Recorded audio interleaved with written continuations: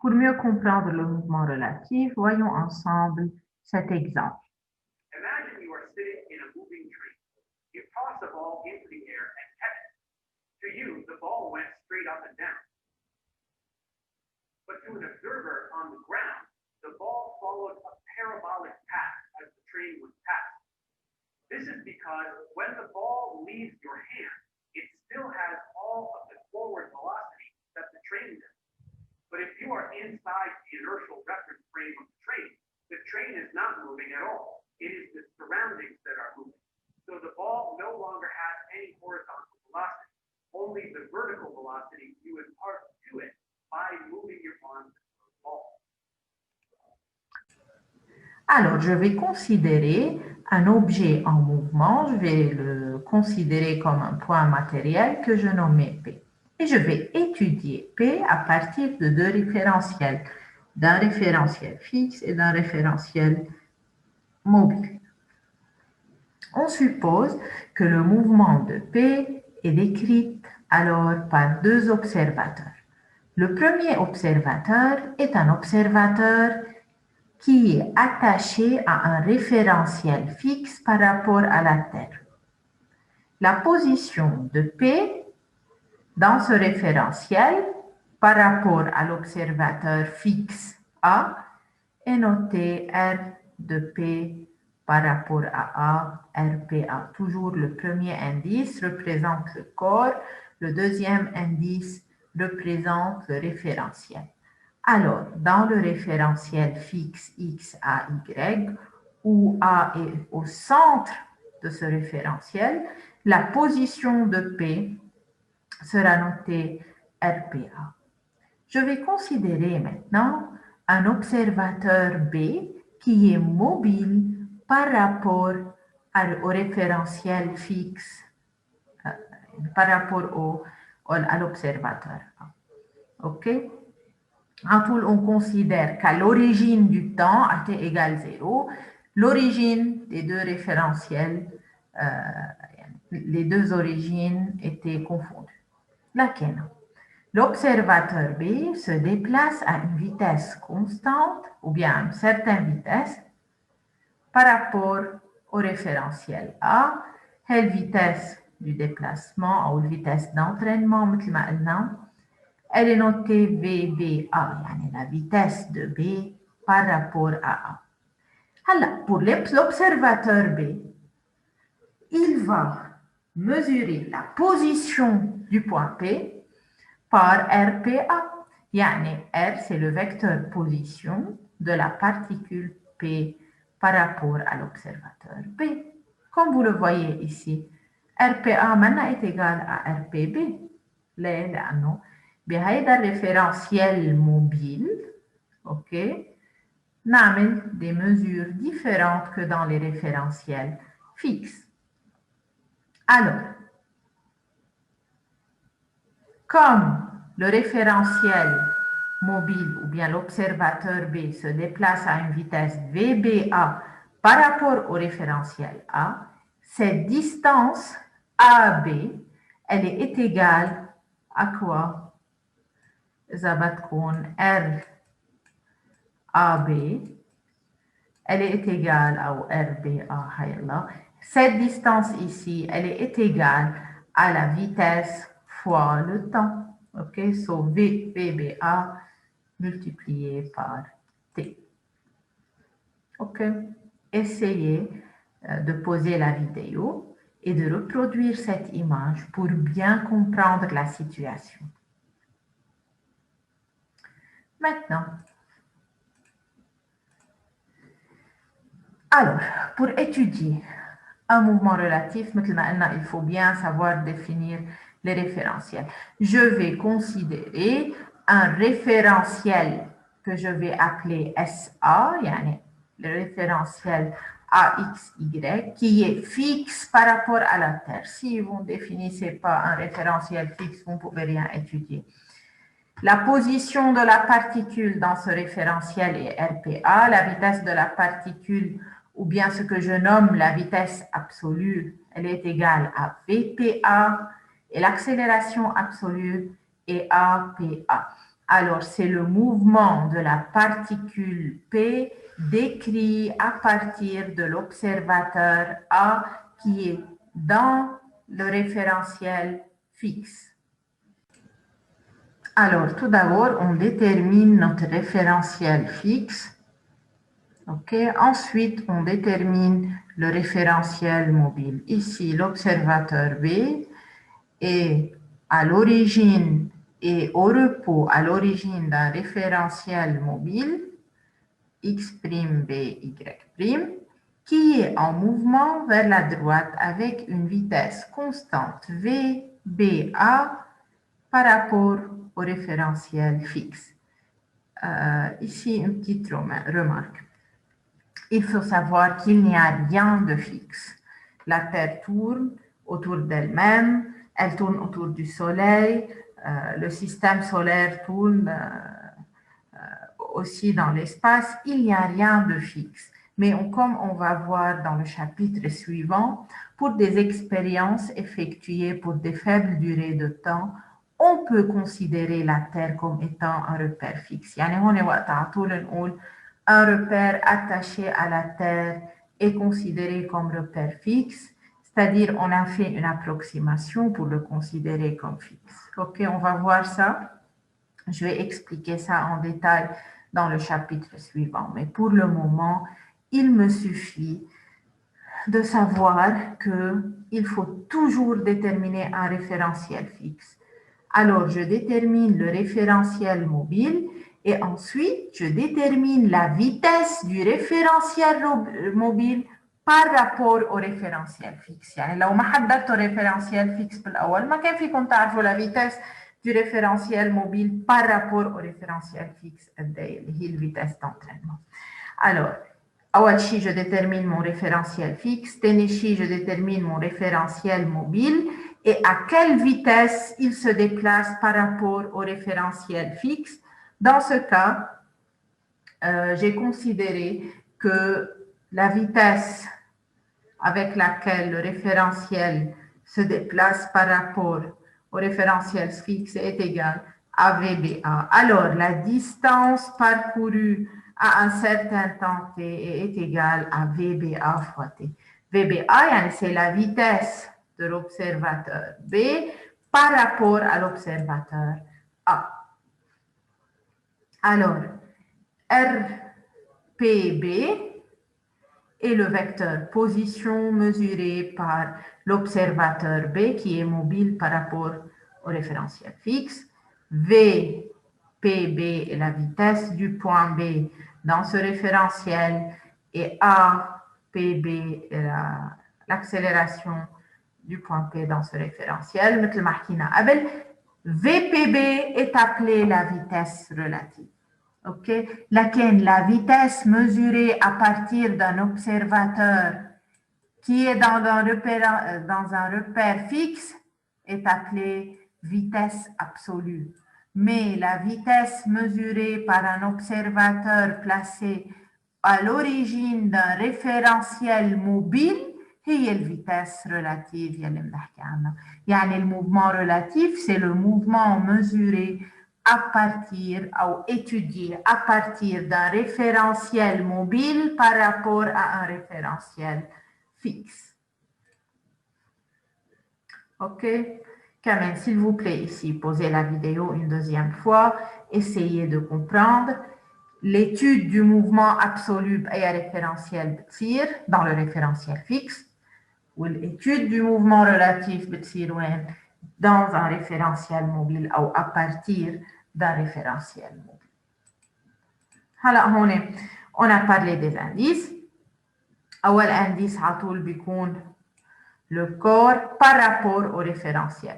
يعني la position de P par rapport au référentiel A, la position de P par rapport au référentiel B, la vitesse de B par rapport au référentiel A. OK? Ici, selon cette notation, l'observateur B va voir A, OK, se diriger comme si l'observateur A, lui, il est en mouvement vers la gauche avec une vitesse V de A par rapport à B égale moins V de B par rapport à A. Comme on a dit, on définit le temps T0 égale à 0 lorsque les deux référentiels coïncident dans l'espace. يعني مطرح ما بيكونوا l'origine des deux référentiels مع بعضهم مثل ما شفنا بأول هيدا السلايد. اوكي؟ يعني افترضوا هون انتو pour expliquer l'équation أكتر. افترضوا انتو قاعدين بسيارة. اوكي؟ هون وعم بتشوفوا un magasin. OK, au bord de la route والفيتاس هون ماشيين avec une certaine vitesse. بالنسبة لكم انتو vous êtes au repos والبيت عم يمشي لورا avec une vitesse opposée. OK, هون نفس الشيء. هيدا لأنكم dans le référentiel mobile بتشوفوا un mouvement. OK. Alors, déterminons maintenant une relation entre les vitesses, ou entre la vitesse mesurée par l'observateur A, qui est au centre du référentiel fixe, et l'observateur B, qui est au centre ou bien à l'origine du référentiel mobile. Regardez, je peux déterminer, ou bien je peux dire que RPA est égal à RPB plus VBAT. يعني هون إذا تكون si je fais la somme de ces deux vecteurs, j'obtiens RPA. Alors, RPA est égal à RPB plus VAB fois T, يعني plus AB, vecteur AB. OK? Maintenant, j'ai déterminé une relation entre la position mesurée par l'observateur A et la position mesurée par l'observateur B. Pour déterminer une relation entre les vitesses, qu'est-ce qu'il faut faire? Il faut dériver par rapport au temps. Si je dérive dRPA sur dt, elle sera égale à dRPB plus dt plus VBA. OK? Donc, je vous rappelle, c'est une remarque très importante que lorsque je dérive ici par rapport au temps, بيطلع عندي d RPA sur dt est égal à d RPB sur dt plus d sur dt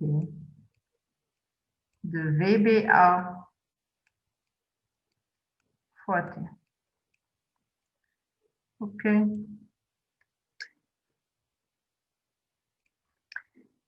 La dérivée de RPA par rapport au temps, elle est égale à VPA. C'est la vitesse absolue, c'est la vitesse du point P par rapport à un observateur ou à l'observateur A.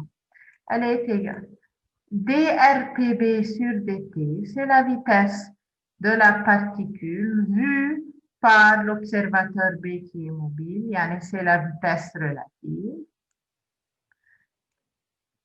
Alors, dVBA T sur dt, dans ce cas, qui est une translation, OK, VBAT T sur dt, qui est VBA.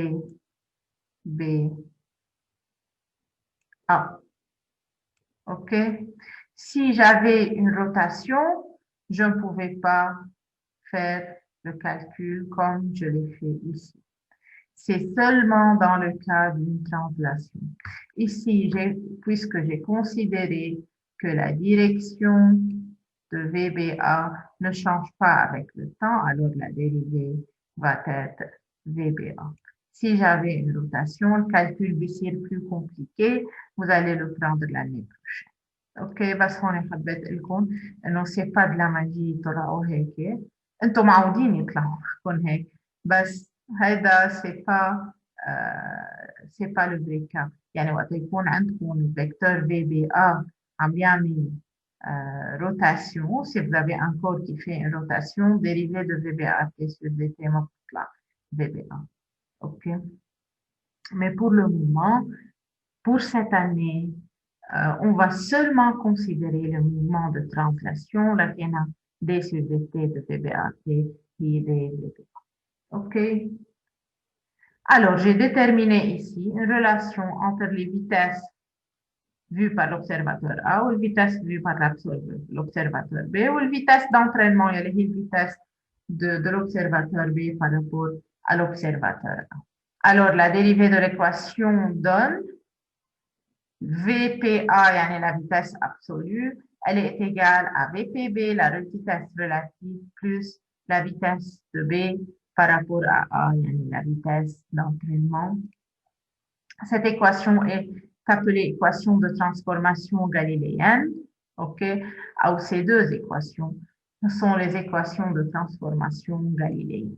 VPA est la vitesse de la particule P mesurée par l'observateur A. VPB, c'est la vitesse mesurée par l'observateur B. مثل ما شفنا هي بنسميها vitesse absolue وهي بنسميها vitesse relative. Dérivons maintenant l'équation de la vitesse ou la relation entre les différentes vitesses. On remarque que la dérivée de la vitesse absolue est égale à la dérivée de la vitesse relative plus la dérivée de la vitesse d'entraînement. Alors, dVPA sur dt, c'est l'accélération vue ou bien mesurée par l'observateur A. Et dVP B sur dt, c'est l'accélération mesurée par la personne B. Comme, alors ici, c'est ce qu'on appelle l'accélération absolue. Alors, c'est l'accélération mesurée à partir du référentiel fixe. C'est l'accélération relative. Elle est mesurée par l'observateur mobile. On sait d'après la deuxième loi de Newton que la somme des forces est égale à M1. Alors, pour que les deux observateurs A et B voient que le corps est soumis à la même force totale, M1, l'accélération absolue, doit être égale à M1R, l'accélération totale. Alors, pour que les deux observateurs voient ou bien détectent que le corps est soumis à la même force totale, dVBA sur dt doit être égal à 0. Yani, le référentiel mobile doit être en mouvement de translation à une vitesse constante. Alors,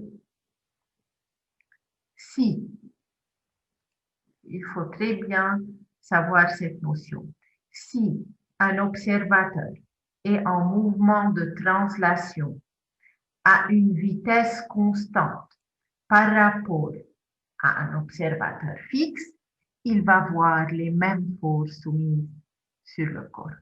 Mais si la vitesse de translation n'est pas constante, il va voir des forces fictives qui agissent sur ce corps. On va voir des exemples dans le chapitre suivant, mais pour le moment, il me suffit de savoir que la relation entre les accélérations que j'ai obtenues d'après cette équation me dit pour deux repères, pour deux observateurs qui appartiennent à deux repères différents, ils vont voir les mêmes vitesses appliquées, les mêmes forces appliquées sur le corps, si et seulement si la vitesse d'entraînement est une vitesse de translation à vitesse constante. C'est une vitesse de translation qui est constante. OK. لكن هون OK. Alors, si VBA est constante, alors dVBA sur dt est égal à 0. Alors, l'accélération absolue égale à l'accélération relative et les deux observateurs vont voir les mêmes forces appliquées sur le corps. Mais si dVBA sur dt n'est pas nul, la vitesse de translation varie en fonction du temps, l'observateur dans le repère mobile va voir des forces fictives appliquées sur ce corps. Alors, l'accélération de la particule mesurée par un observateur dans le référentiel mobile est la même que celle mesurée par tout autre observateur en mouvement à vitesse constante par rapport au premier référentiel. On va voir, c'est la notion d'un référentiel inertiel. Tu as un référentiel inertiel, c'est un référentiel qui se déplace en translation à une vitesse constante par rapport à un référentiel considéré comme fixe. OK, dans le chapitre suivant, que les lois de Newton ne sont applicables que dans les référentiels inertiels.